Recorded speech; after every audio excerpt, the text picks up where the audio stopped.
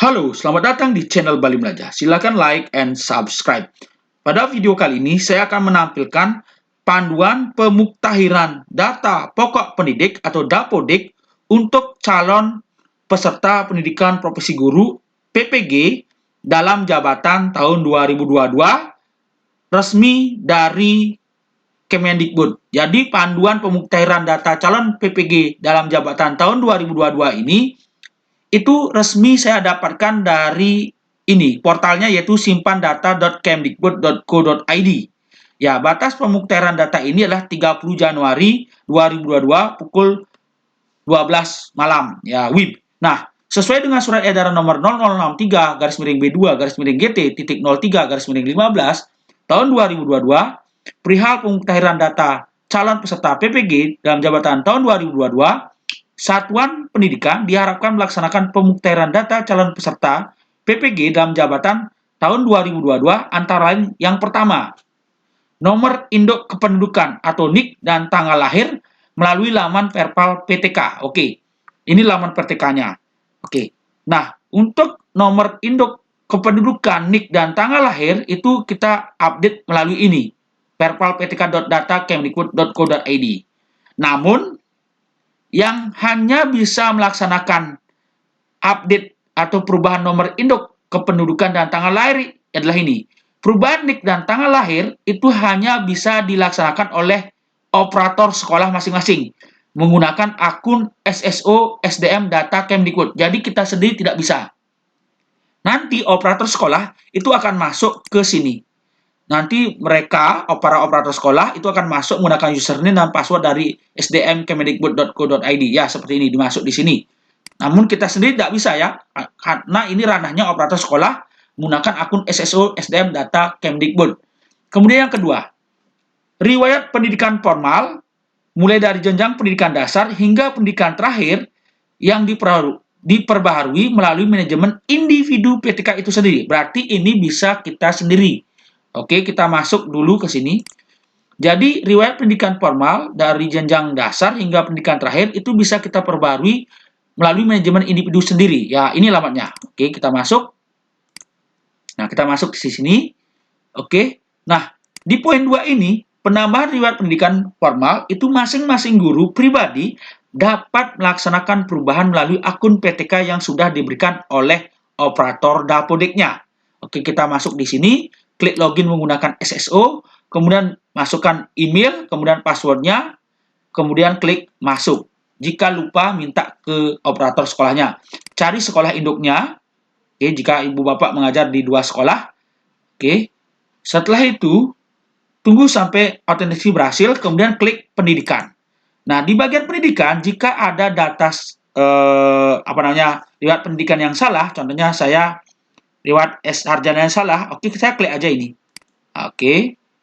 Nah, kemudian kita masukkan, nanti ini akan dihapus ya. Oke, kita klik tambah riwayat, klik jenjang S1, Satuan Pendidikan, Universitas, saya dulu di IKIP ya, tapi ini sudah tidak ada IKIP-nya, saya pakai Universitas Pendidikan Ganesha, fakultasnya adalah Pendidikan Bahasa, kemudian bidang studinya adalah bidang studi pendidikan. Jadi di sini ada cari pendidikan. Untuk guru itu pendidikan ya.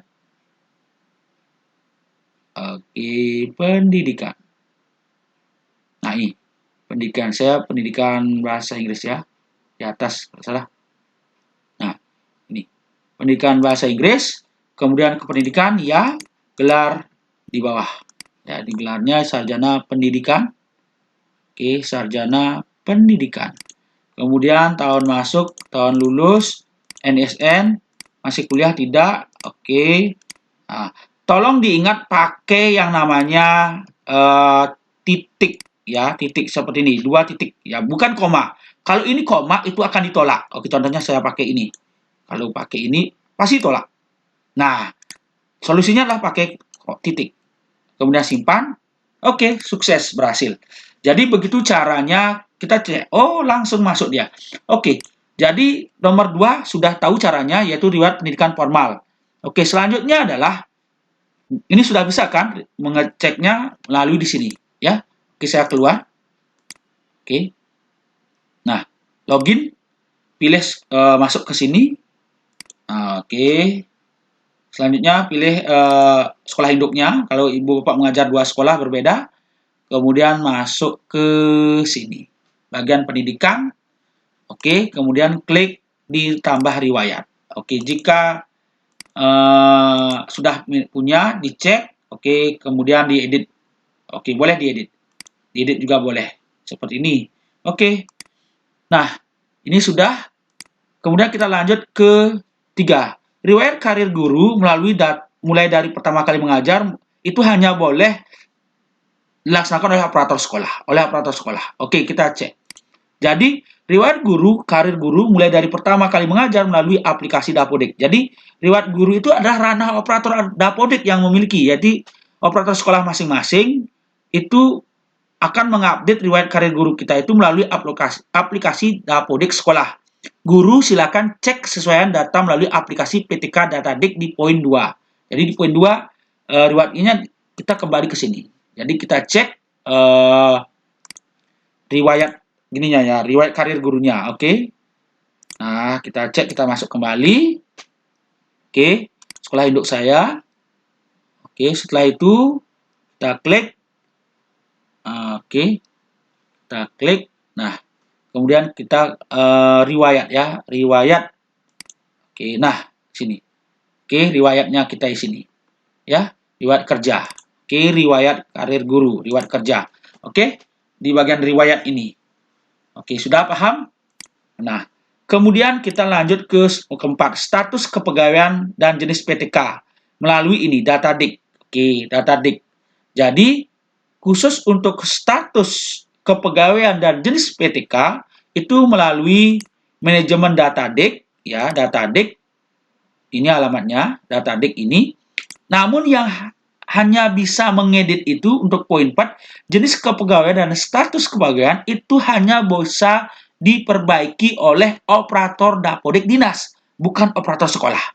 Jika ada yang salah, silakan hubungi operator dinasnya dengan membawa atau melampirkan data valid dan yang akurat, yang valid dan akurat ya.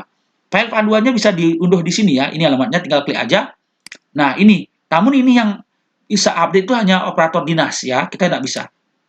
Jadi panduannya, kemudian kita cek halaman selanjutnya, perbaikan data nomor induk kependudukan dan tanggal lahir.